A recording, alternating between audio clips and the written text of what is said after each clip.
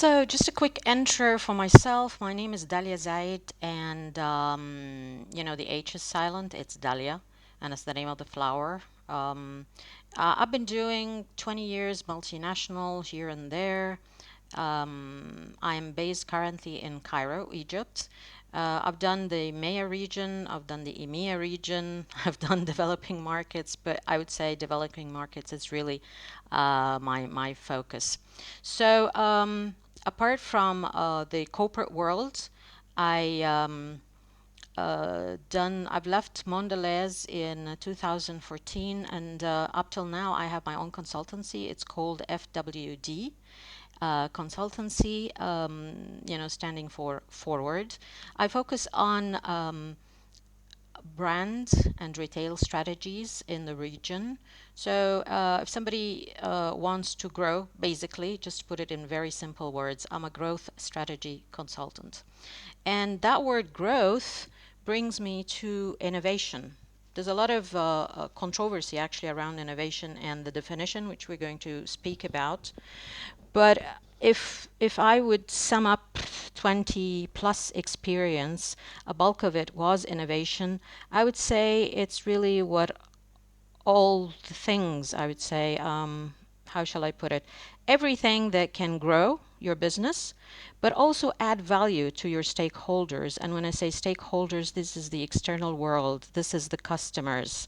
So it is an internal lens and it is an external lens. While I would say this in one statement, there's a lot of people who are confused about innovation definition. One of the interesting surveys I've read in the last couple of years, it was done with the top business people globally. I think there was like 1,000 or something. And the question was very simple. What is innovation? Believe it or not, there is a lot of, answers coming in. And let me share with you, 60% said having an idea.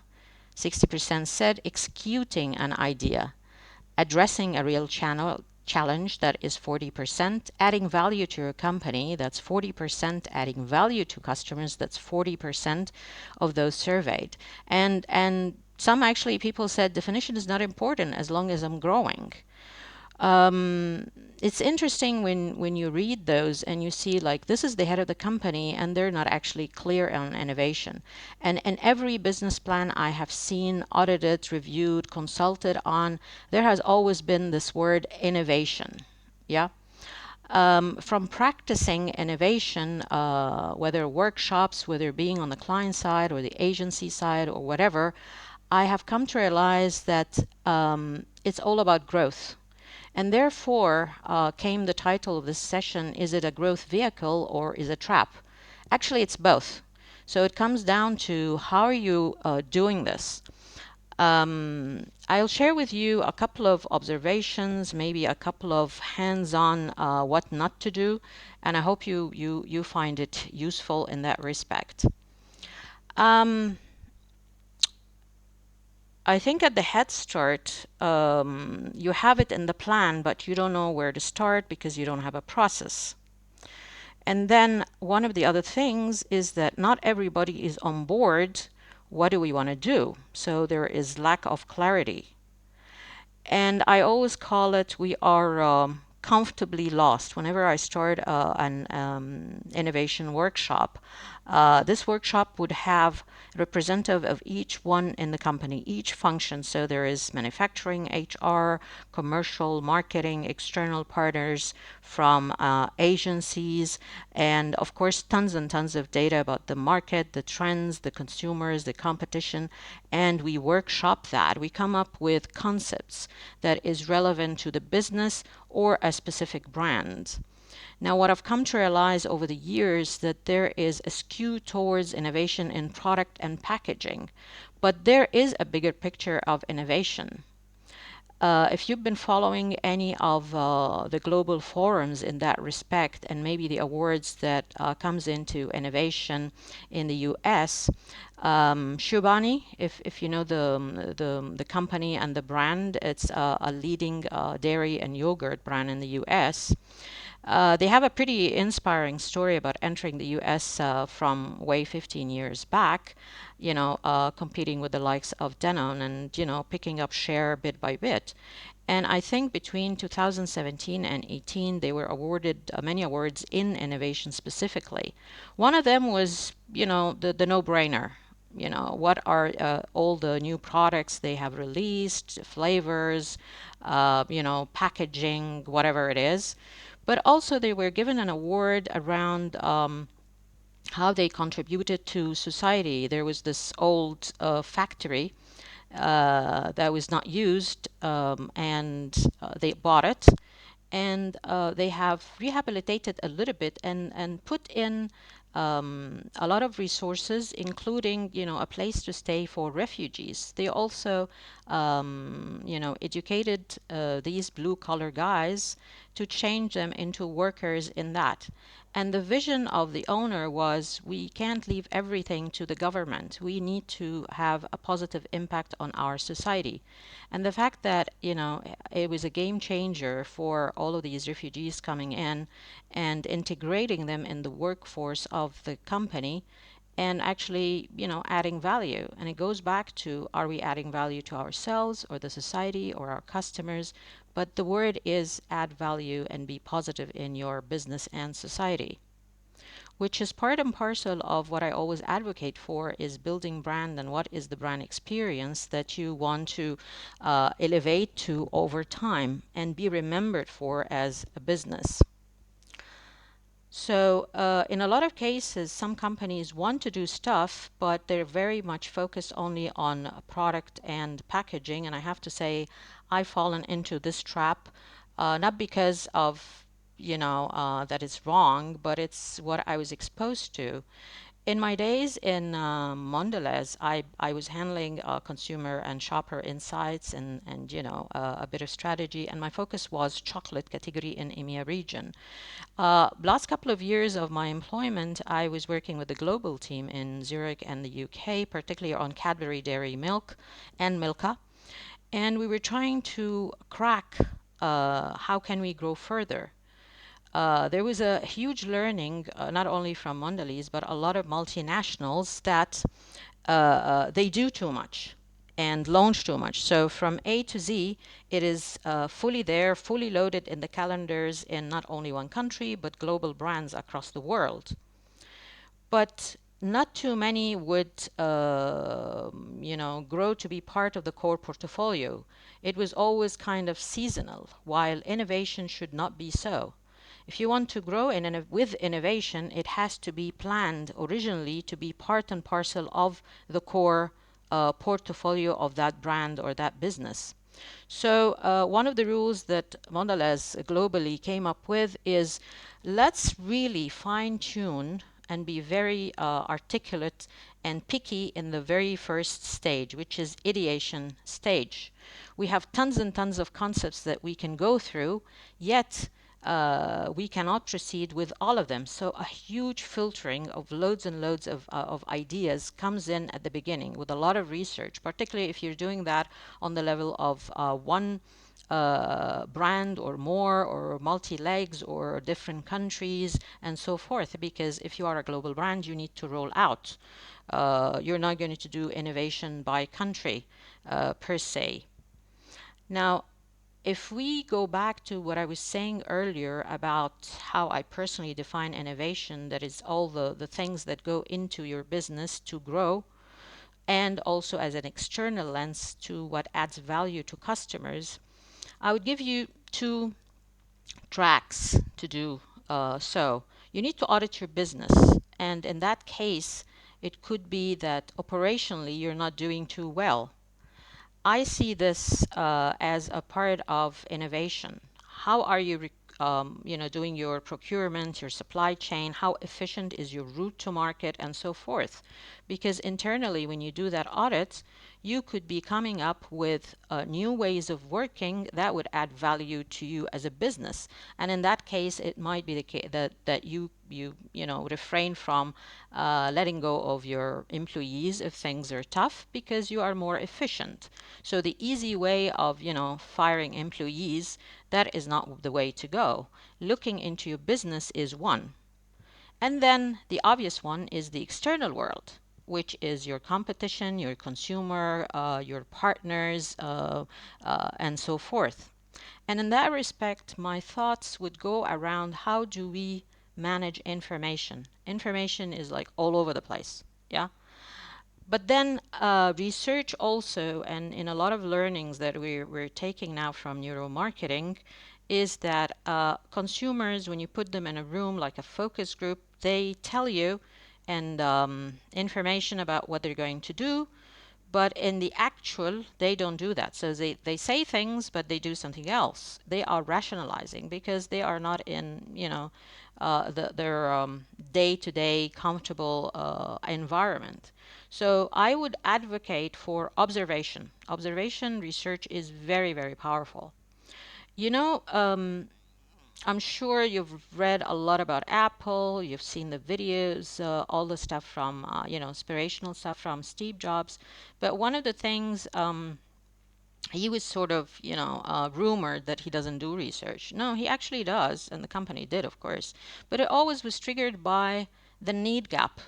So the iPod, for example, the observation was that everybody loves music, but it's all over the place. You have, I mean, in the old days, you have like these tapes, the Walkmans of the world. I don't know if you guys remember those, but yeah, music is essential, but it's scattered everywhere, and that is a bug for anybody who wants to listen to their music.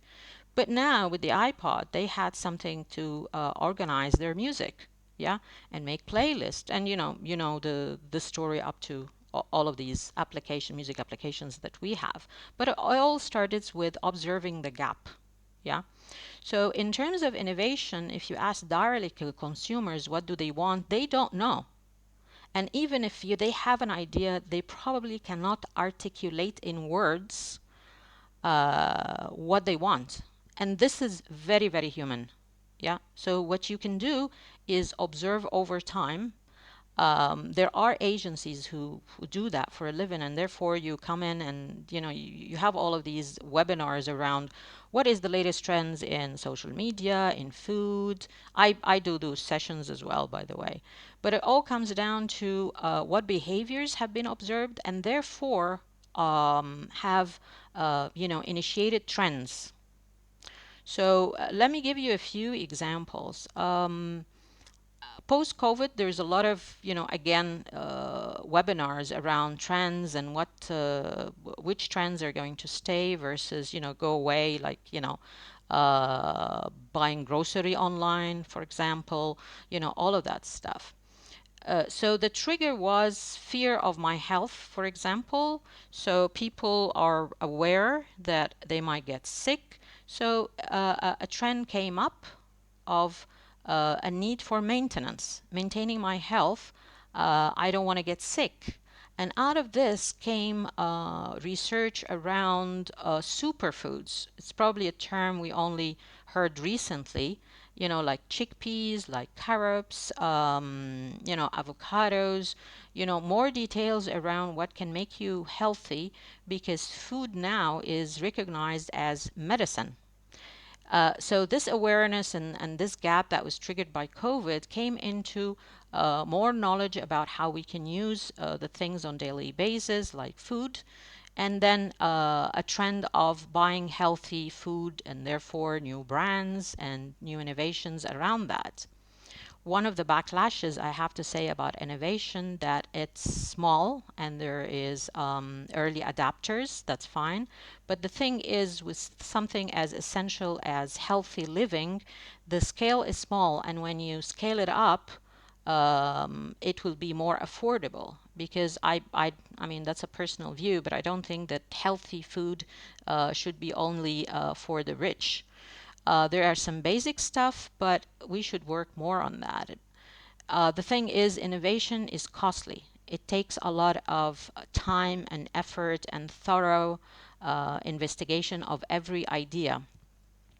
And that's why I was mentioning earlier, is it a vehicle for growth or it's a trap? It's only a trap when you are not ready for it.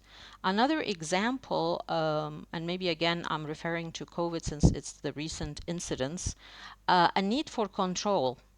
What happened with COVID is that everybody around the world got hit by a disease we don't know anything about. And I don't think we cracked it up till now. We have a bit of information, but I can't say that 100% we know what the hell was going on. We were on survival mode, and God forbid that happens again. So, I wish everybody well around the world in that respect. So what was happening is psychologically, with all the technology, we have the mindset of, we sort of know it all. We become a bit arrogant. You click a button and you expect a certain, reaction from a machine. You know, a lot of things have become predictable. So when COVID hit and we don't know anything about it, we felt like, oh my God, I'm losing control.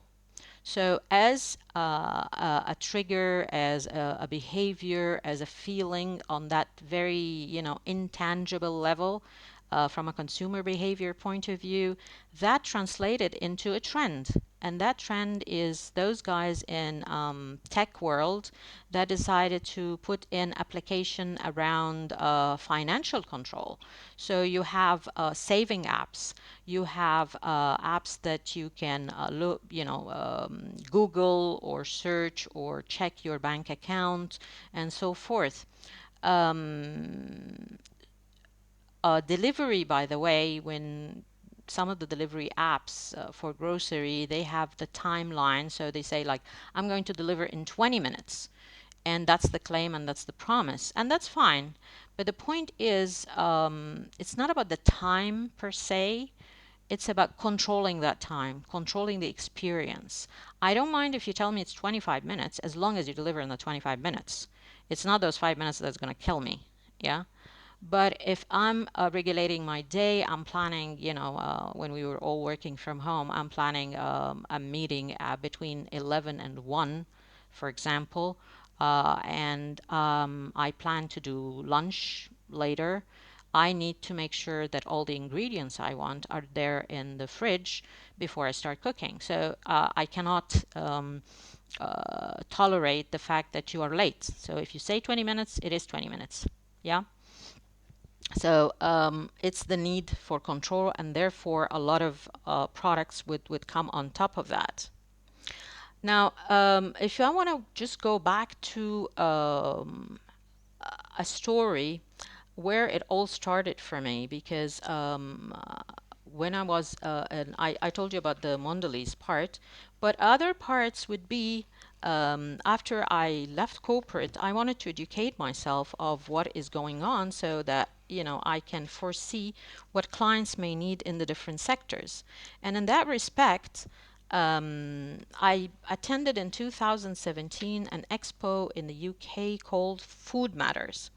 And I have to say, I was very impressed, and it was the first time they run this because the amount of information and the people exhibiting there, I saw a lot of products and ingredients I've never seen in my life, really, and their combinations together. And apart from that, there was a lot of talk around the trends that will be, controlling the next few years. I was very excited, and I thought, I went back to Egypt, and I thought, like, I mean, my country should, benefit from this. So I called up a workshop, and this was probably the first time I speak in public. I have done a lot of sessions, but not actually public. And I invited a lot of the, who's who in the food industry specifically. I explained what innovation is and explained what is going on. Happily enough, and I would, talk to a lot of people about this, bragging that two of the things I predicted really went very well. I had predicted the growth of Greek yogurt and water, because the signs were there when I read the trends and why people were interested in healthier food, and why people are, want more protein, are, lactose intolerant, want to be hydrated. There's a lot of knowledge out there around, healthy living. And those two were coming up very, very quickly. At that time, Egypt did not have Greek yogurt. Water was just a luxury. And then those two literally exploded in the last, 5, 6 years, and still continuing on.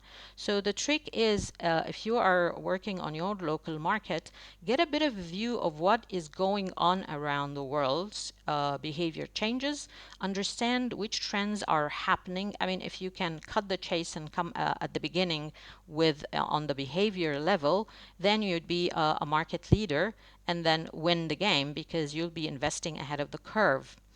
But nevertheless, if you are following a trend, just do it right.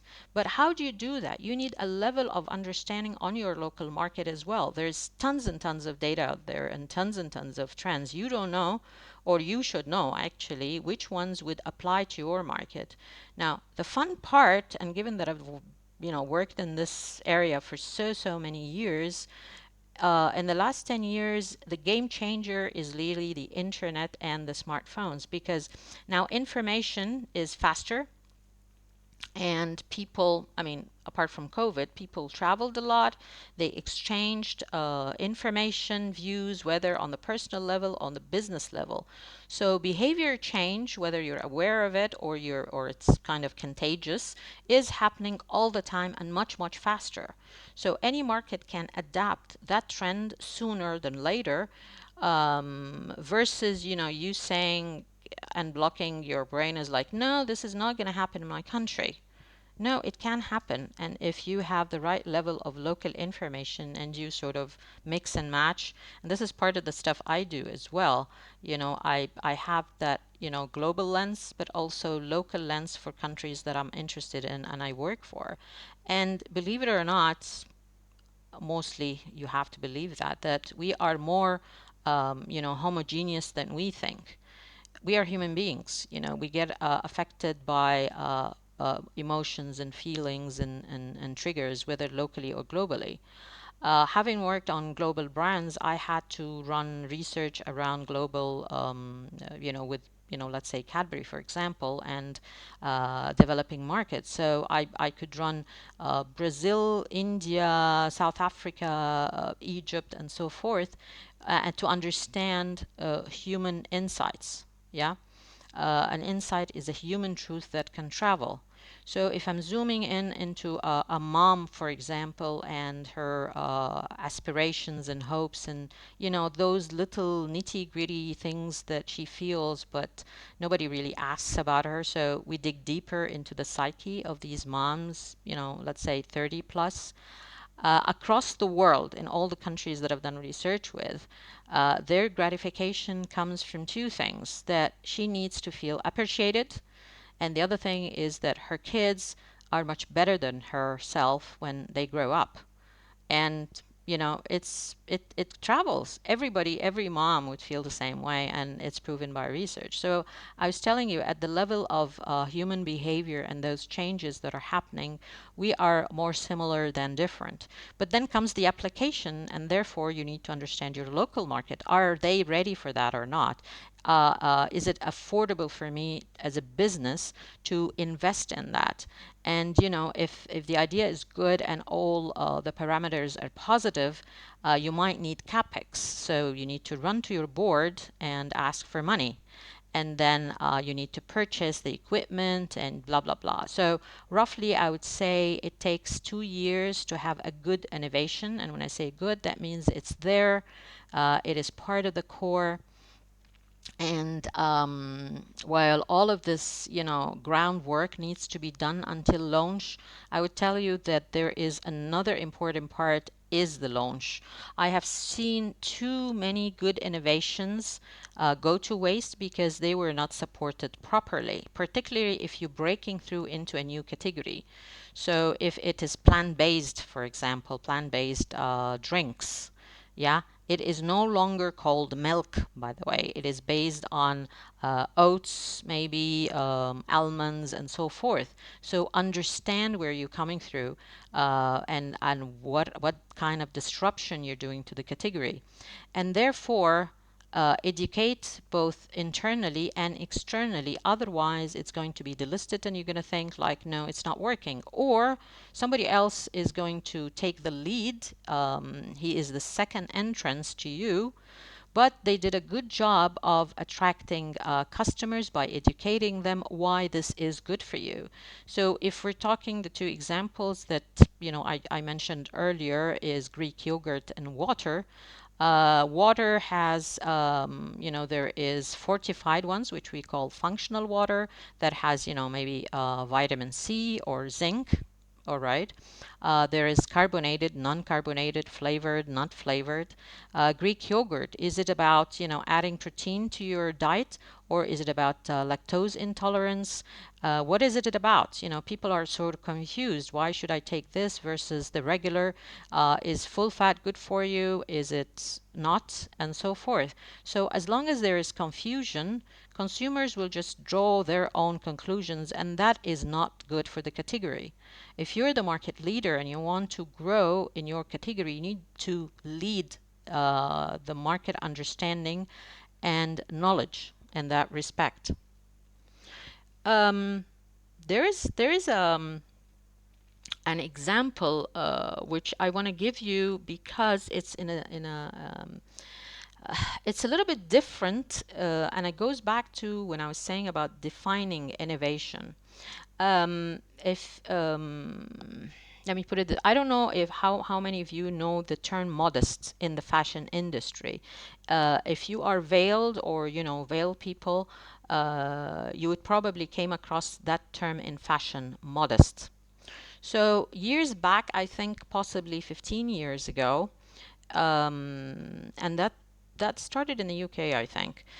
There was this generation which we call Generation M, migrants. They are second generation immigrants, and they have British citizenship, and they are Muslims. And the tension here was how to connect their heritage, their religion, with the modern society they are living in. There's a lot of misconception about who they are and how do they relate to the society they're living in.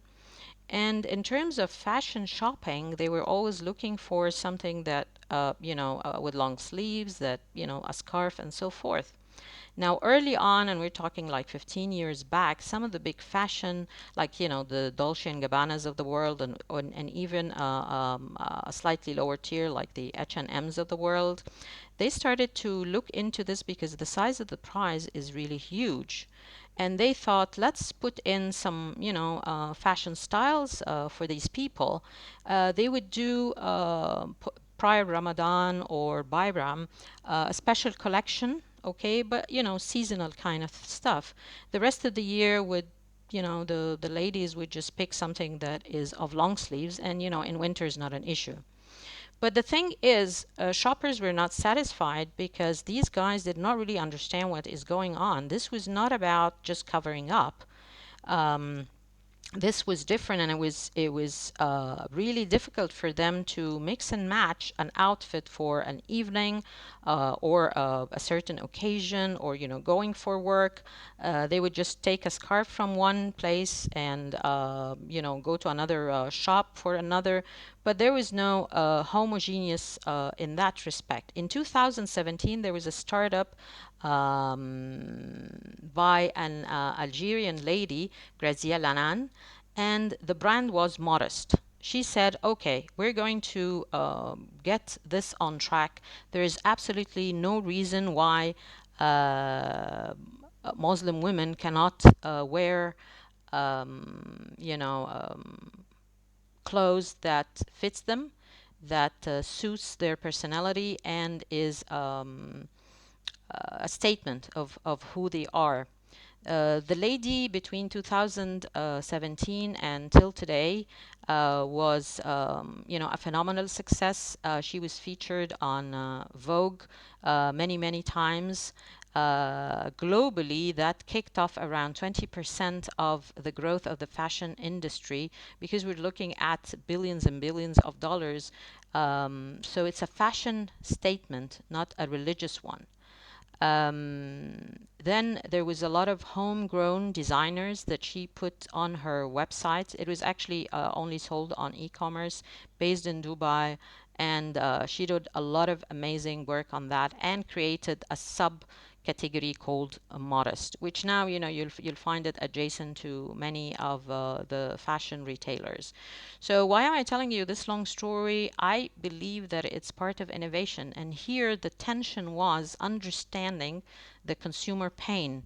Why is consumers not picking up what is offered to them in store? It was not addressing their need gap, and there was a very poor understanding of that consumer psyche and their needs. And once that happened, that lady broke into that category and managed to grow it by 20%, and everybody else followed it. So in a lot of ways, it is an unusual way of looking at innovation. It could be part and parcel of any good strategy, marketing, commercial department, whatever you want it. But usually companies are not sitting there thinking of strategy, or sitting there thinking of brand. Most companies are just sort of executional, and in that respect, a lot of people today think that the best company in the world would be a merge between two things: the agility of a startup and the muscle of a multinational. If these two come together, it would be an amazing mixture of a winning innovation setup. And in that respect, I want to probably wrap up with, again, an example from, excuse me, Shubani, where they started. Again, something very interesting is that they acknowledge they don't have time for innovation. So what do? They outsource it. So they have all of these incubators. They give them $25,000 just to ideate. And once they have something concrete at the concept level, then it was taken into the company and processed further to make sure that it is solid. Um, there's a whole lot of other stuff. I mean, I'm just reading my notes. Last night I was just writing all over the place, like what stuff that and stories I want to tell you. There's a lot more to do that. But if I want to, wrap it up, I don't want to sound negative, but honestly, innovation is not for everybody. You have to be a learning organization. And a lot of people ask me, what do I mean by learning organization? The fact that your CEO, shares information, the fact that your manager goes to a conference and comes back and shares information, dialogues things, takes opinion, listens and gives feedback and so forth. If you as an employee, let's say you've taken an MBA and there is a section or a case study that you found interesting, you are invited to the board to present that. Yeah. That's learning. There is, back and forth with information. And this happens from up to down. The CEO has to be there. There's a lot of also collaboration, there's a lot of data, and definitely a lot of holding hands. So if I sit in, a workshop I'm facilitating, I need to make sure that the R&D is properly, that is, speaking to the commercial team. Their mindset would be very operation, what tools they have, but not bigger picture, while commercial and marketing would be thinking what is the marketplace, the consumer trends, their preferences, and so forth. And then maybe the agency would come in and say, no, but the packaging needs to be different because X, Y, Z. It's all of these inputs that makes good concepts. And after that, and filtering them and researching them with consumers, you come down to maybe two or three that are applicable, and then you start commercializing and sizing the price when financials come in. There is also a need to understand the bigger picture, as I was mentioning earlier. also part of that big picture, whatever the category is you're working on, you know the end game. 2 years back, I was working with a client in one of the developing markets, and in yogurt, they were just as the plain yogurt level, very basic. While if I look at the end game, I would look at the Netherlands and Denmark, for example, and see all of these, innovations in product that is targeting a healthy lifestyle, plant-based stuff, and so forth. So I know the end game. But then when I looked at the market of my clients, they had I had two options. Do we go first for fortified yogurt, something for digestion, or something for enhancing your immune system, versus having fruity stuff? Yeah. So we went with the first one because that was the market need, and it would trigger more consumption versus fruity stuff. And it's your decision because the information is there. So there is a bigger picture, and there's certainly a level of scrutiny that you have to do with your local data as well. I would love to talk more and more about this, of course, but in the essence of time, and I'd love to take your comments and questions. If you like, you just raise your hand. I'll call your name and unmute yourself if you have any feedback or questions. Maybe now, maybe later, up to you. So to you.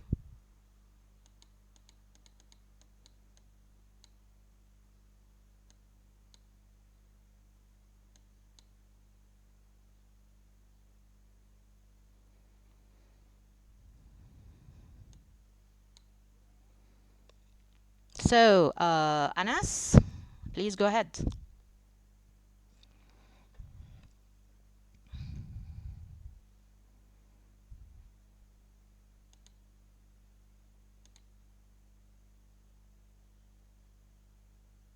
Unmute yourself. Ah, where did you go? Anas, please go ahead. Hi, can you? Sure. Hi, Dahlia. How are you? Oh, well. Well, thank you. First of all, thank you so much for the great speech. I work in the service business as an auditor and the financial services, and I really wanted to know more about innovation regarding the service industry, and a little bit far from the product and the industrial business, so to speak. Thank you. Sure. I would think it's slightly different because it's anchored in the consumer journey. So the customer journey, whether it's B2C or B2B, I think you need to audit that very well. And if we're looking at shopper insights specifically, and now that everything is evolved, you must know that the shopping journey is not linear.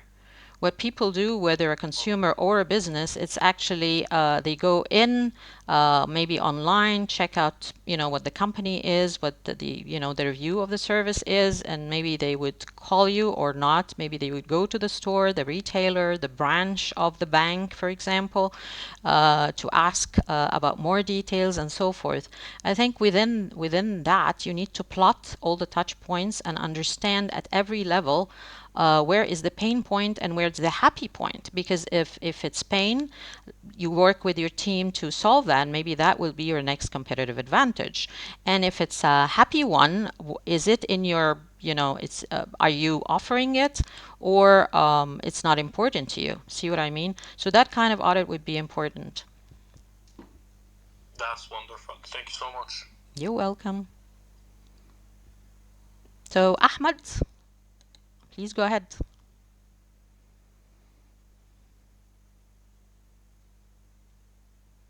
Unmute yourself, Ahmed. Hi, Dahlia. How are you doing, and how is everyone? Thanks for the presentation. Very helpful. I think what would be great before we jump into more Q&As, if you just recap for us the 3 or 4 bullets of what we should take home on the space of innovation. I think there were a list of wonderful points that you made, but just to help us register it, that would help a lot. Thank you.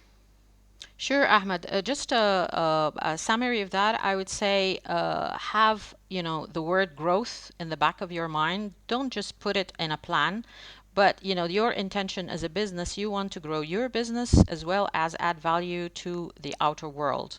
So, as the many examples I've given on that. The other thing, it's important for the top management to really engage in the innovation process because they would be leading that and leading that conversation.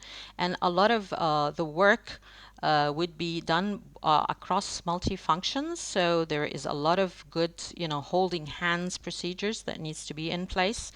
Be on the top of behaviors and trends around the world and have that local lens as well so you can mix and match what is working for you or can be working for you versus not. And of course, have a process. I mean, I don't want to go into the nitty details, but honestly, you just don't wake up and say, oh, we want to innovate today. No, it doesn't really work that way. So have a process in place and observe consumers and be on top of your data and market all the time. That's probably like the biggest one. And if we go back to the earlier question, whether it's a vehicle for growth or a trap, it could be both. It depends how you tackle it. And after launch, put a thorough plan of how you will launch that innovation. Just, don't keep it floating. That's great. Thank you. That's very helpful. Appreciate it. You're welcome. So, Gayathira, I don't know if I'm pronouncing your name right. Hello? Yeah, can you speak? Hi, Dahlia. I'm Gayatri. Gayatri. Okay. Yeah. That was a good talk, Dahlia. So much of knowledge and wisdom there. I appreciate that. Would you like to um, um, tell me one more time the definition of the ideal company that you said? That was so interesting. I thought of asking for the summary, which Ahmed did ask. So just this from me. The ideal what? Sorry, come again. The ideal company you said? Ideal company. Yeah, you said agility like a startup company, and then what did you say? Yeah, I mean there are two things here because big companies like multinationals, it takes ages and ages for them to actually release an innovation because there's a very long process and holding hands I was mentioning. And at the same time, startups do the other way around, which is they're too fast. And I think a lot of incubators and mentors, they just tell startups, just launch the idea and see how it goes, which is really very wrong because you're killing it at the beginning. I see this a lot of times. That the idea is taken by somebody else who I would say a company more serious about innovation and they have a process and then the startup loses. So the fact that startups are lean in structure, they are faster in making decisions, that's an advantage, okay, but they don't have money and they don't have structure, which is really the muscle that multinational has. So a combination of both would be great. That's great. Thank you, Dahlia. You're welcome. Thank you for your question. Okay, Mary Gold, next up.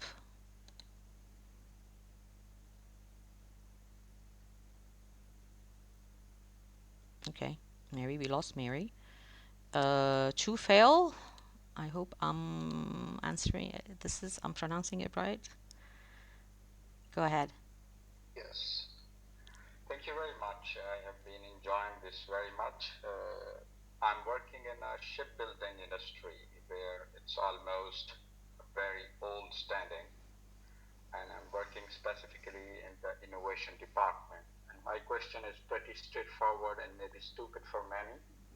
So, how can organization measure the success of their innovation efforts? Like, what kind of metrics or indicators we should be paying attention to? Because there is so much to be done and so much is already there. So we always lost a kind of in the middle of nowhere. And then we keep evaluating ourselves. It's kind of a blur. Yeah. I'm not sure if you have something to say on it. I mean, one of the barriers is really the structure of the organization. if it's ready for innovation and if it's ready and it's needed, because you could need innovation but you're not ready for it. The mindset is not right, the planning is not right. You cannot do everything. Focus is very important, and that's why I was mentioning earlier, if there is, you've spotted trends and behaviors in your industry, within your competition, you need to evaluate if you're very far away or you have something new to deliver. And it could be the case, by the way, that it is something that your competition has been doing great, and you are, very late in, acquiring that knowledge or launching it or whatever, and you plan to launch it and you do it better. Okay, so again, it's about growing your business. One of the, I mean, let me give you an example from the food business, because I can relate to a little bit. When a chips brand, for example, launches a new flavor, some people would call that innovation. In fact, it comes in Nielsen data as such, which I don't agree to. It's more of brand extension. So within your world, if there's a service that you can extend, it might not be a breakthrough innovation or disruptive, but it's part of growing your business. But the key trigger, again, what kind of leadership you have, and if you have a process and talent in place to run that. As you mentioned, I think there's a lot of organizations that fall into this trap. We want to do this, we want to do that, but there is no clear plan with timelines and so forth. And if it's a good innovation for growth, it needs to take at least 18 months, roughly. Okay, thanks. You're welcome. Mary Gold, you're back. Please go ahead.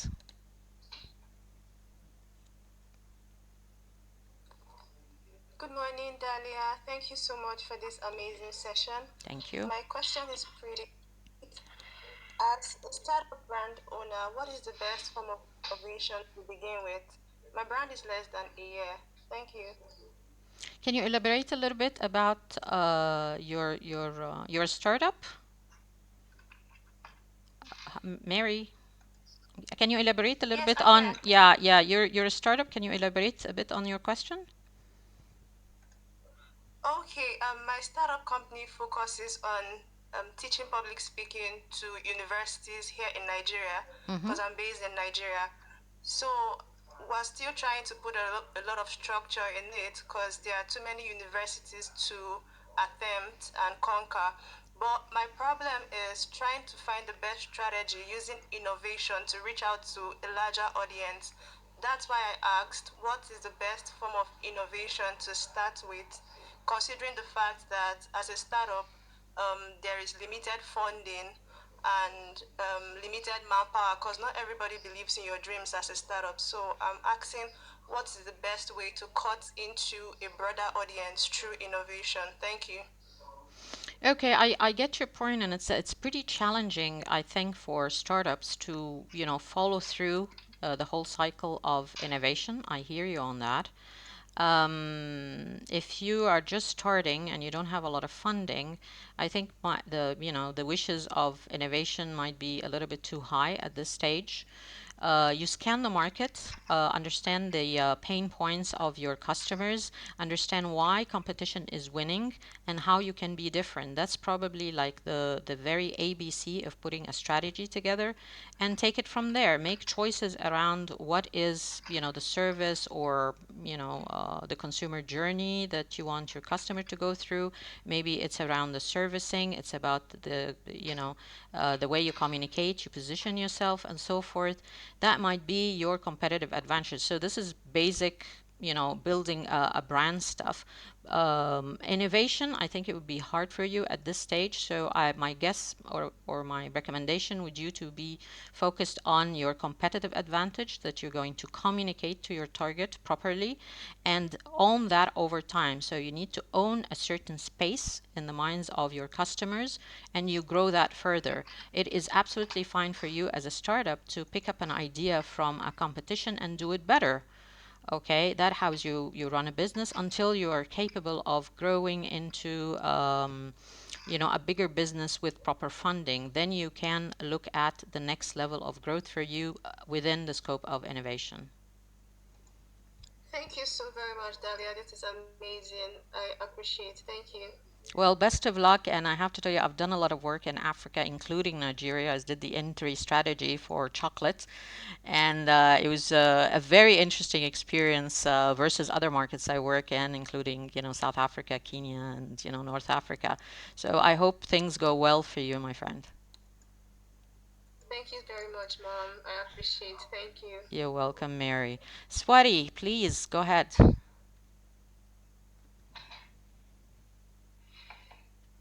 Unmute yourself. Swati, unmute yourself.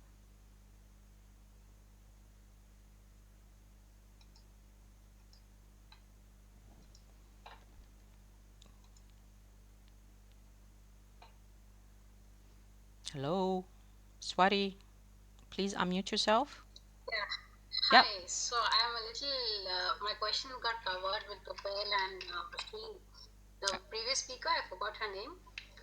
An Okay. Indian. Yeah, Mary. Yeah. The business of the startup, and then you explain about the muscle strength, how Sure. the MNCs and the strategies to go to about how innovation versus the lack of funding and the timing of the innovative Sure. idea Mm-hmm. gets preceded over by the bigger sharks. So there is nothing you can do about it. What is the go-to thing that you can just go with the flow, compete within the same market, and follow the trend?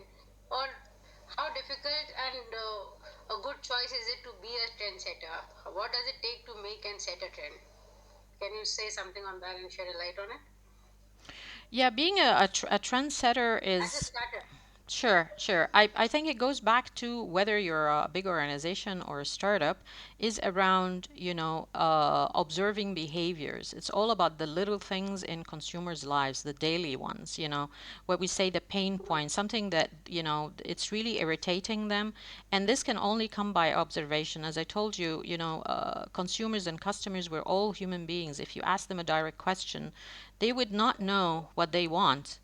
But in the daily life, when you're just observing how they shop, and how they deal with their kids, their work, and so forth, there are little troubles that happen, and then it's up to you to think whether my service or a new service I can evolve that can help them and go through the process, because it all starts with idea, which we call So, ideation stage, and then you develop it yeah. further and test it with customers whether this is solves the problem or not. No, but sustaining among the sharks, see, it's a muscle at the end of it that matters, no? And there is Mm. nothing much you can do. You can't develop a muscle suddenly. Mm. The hand holding required for it takes an immense amount of effort. And there is no absolutely no sense for startups to, I mean, the sustainability and the survival has a very lean and thin chance then. Mm. So, anyways, the failure ratios are always more and more. But then, what is your best strategy for existing brands who are going down and not able to cut through and set the pattern? Because it's not only the consumer trend setting that makes the difference, but eventually, company policies that over time kills, and the bigger MNCs, they handshake the whole market scenario with their policy setting. They just control it, and there is not much people who are being eaten away, because I've been experiencing that they just eat you away with policies. They don't let you entertain. Once a bigger shark decides ki this is a product, if you have 10 products you are working with Mm-hmm. as a company, and they decide no, this is a product which is actually just the one which is helping the company sustain by itself, and they try to kill it. What is your strategy or your take on how do you survive that? So you're asking about if it's a product that the company decided to Yeah, del if to it's a product delist, based yeah, company, to correct. yeah yeah to delist, how to not convince them to delist it? Not convince. How Or do you fight back with uh, the bigger shark trying to eat your product away and put you down in the see, it's a competition and it's dirty place. Every market is like that. They don't let you survive. What is the survival idea that you would say and recommend hmm. to work with in terms of ensuring that the product or your niche category, you are working with 50 products. Right now the company, there are two companies, one is textile and one is food. Mm-hmm. and we have 50 products. And every time we try to cope up with the market scenario and compete with them, they just kill it.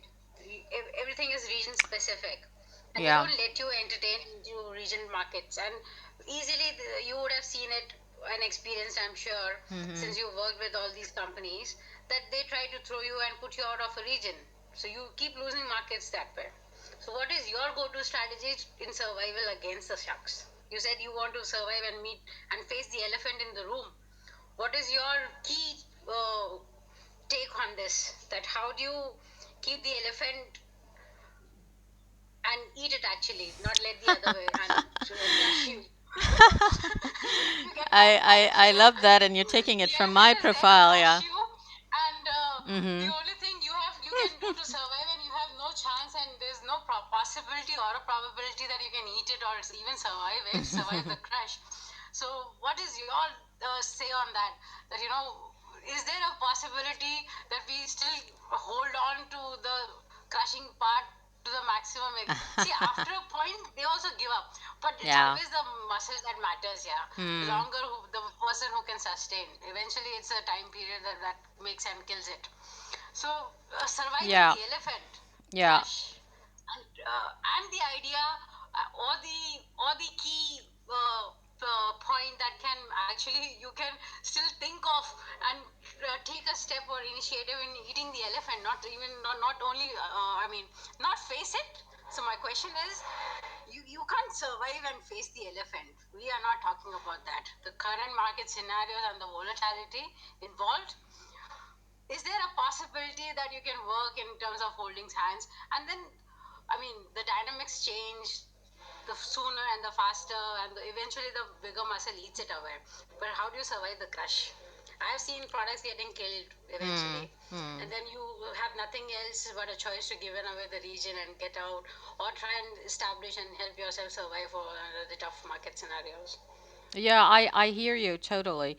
Well, this is not exactly focused innovation per se. It's one, So, struggle. MNCs. Uh, So sorry. I'm giving. Let me be more specific and give you a more clear picture. So, not exactly an MNC scenario here that I'm looking at and asking you with context and reference to.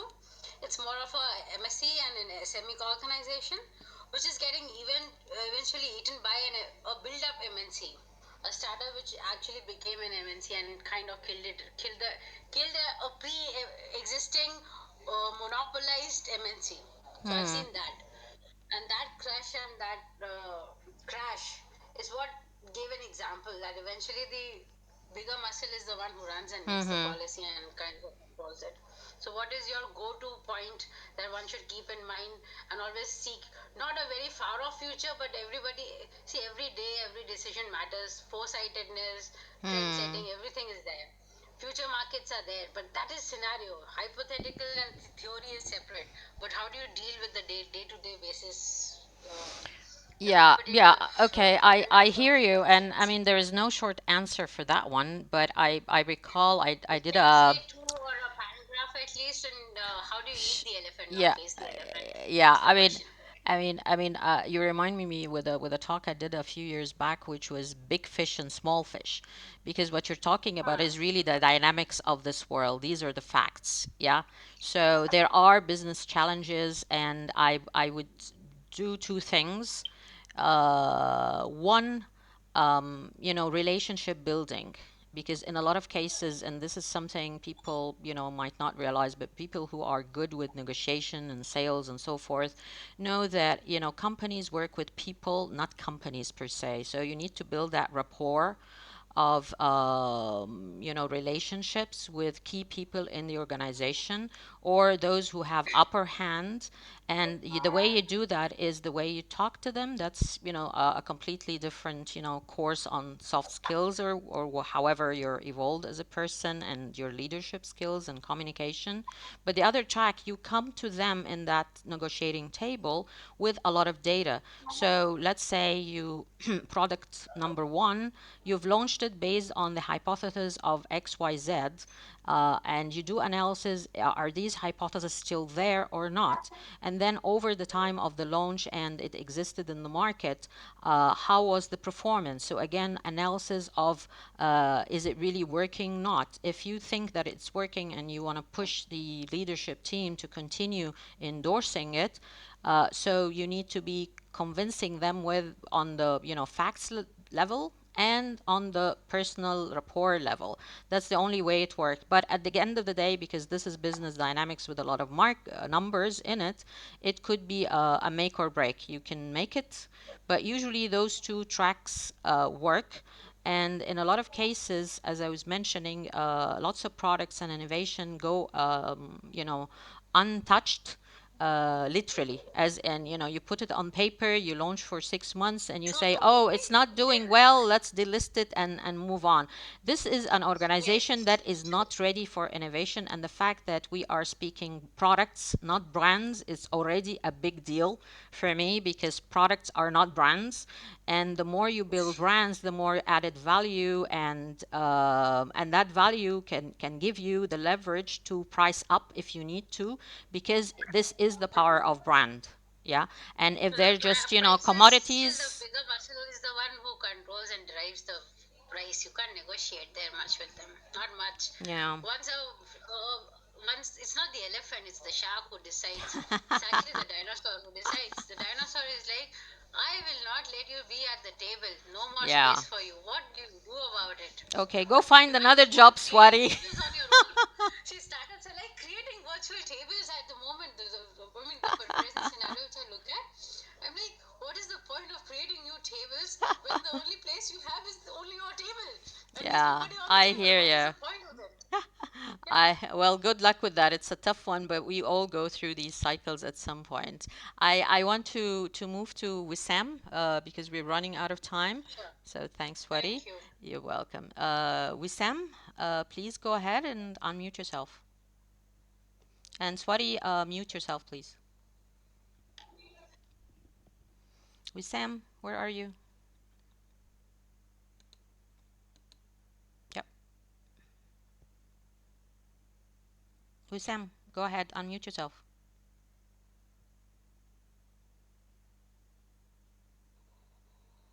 Hello. Hi.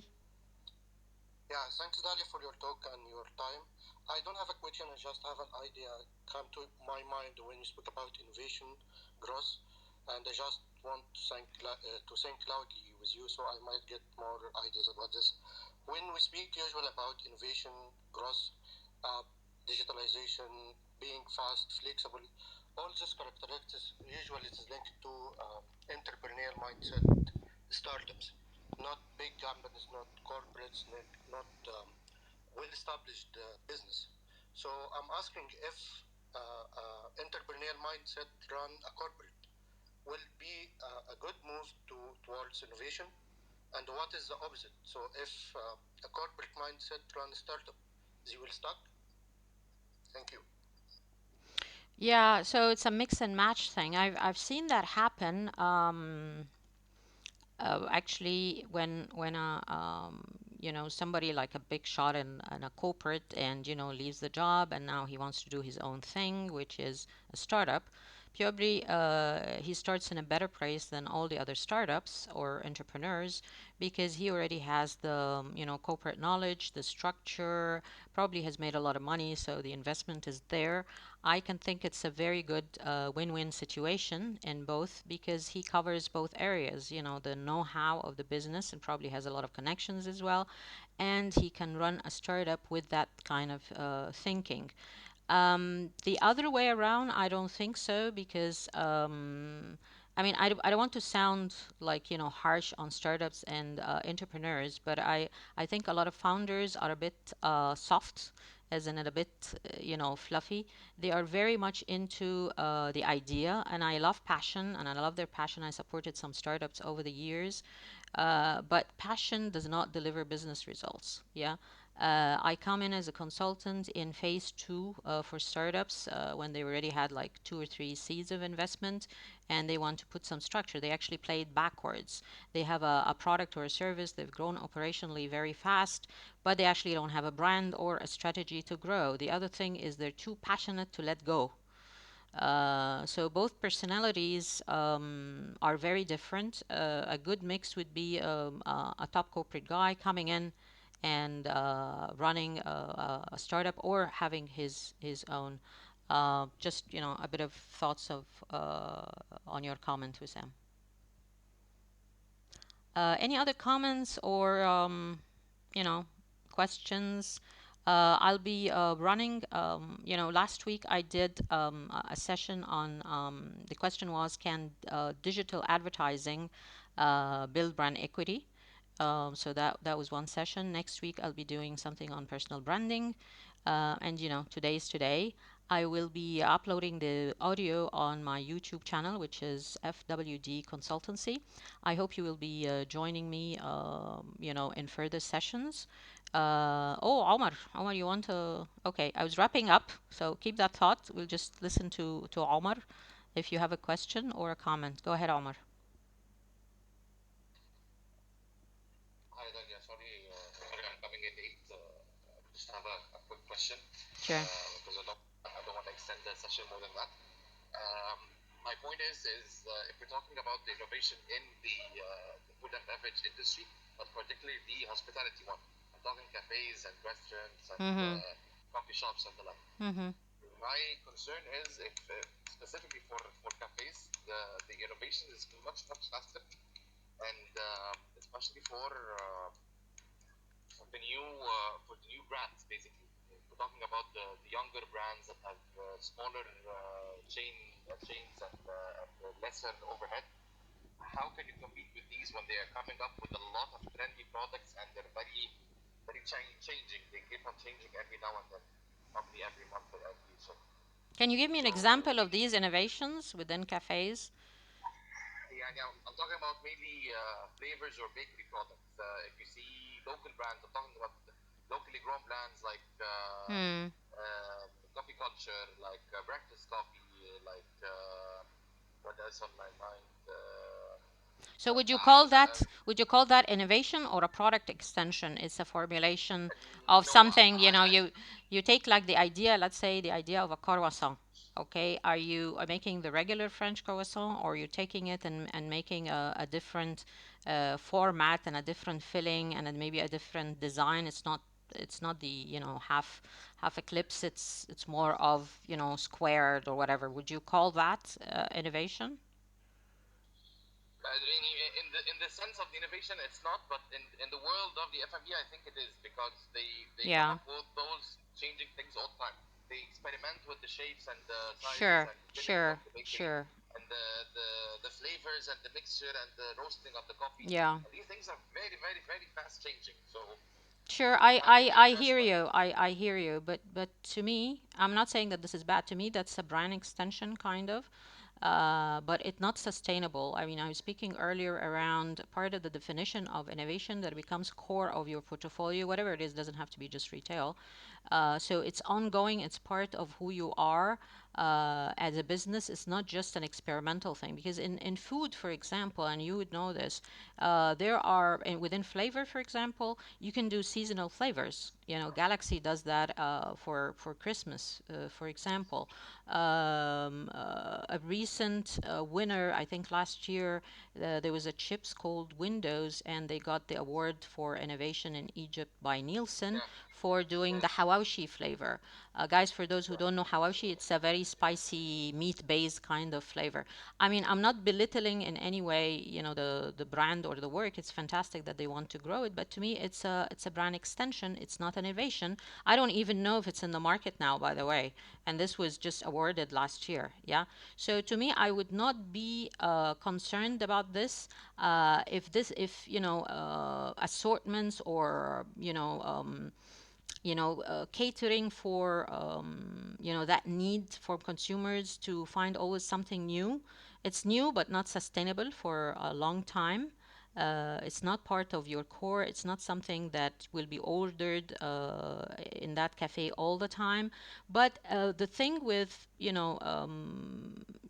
this route is that it brings a lot of fun, and as we call in marketing, it brings marketing news and buzz to the brand. There's always a calendar of new things, but at the same time at a certain cost, because if you want to do it well, you need to do a lot of R&D. You need to test it,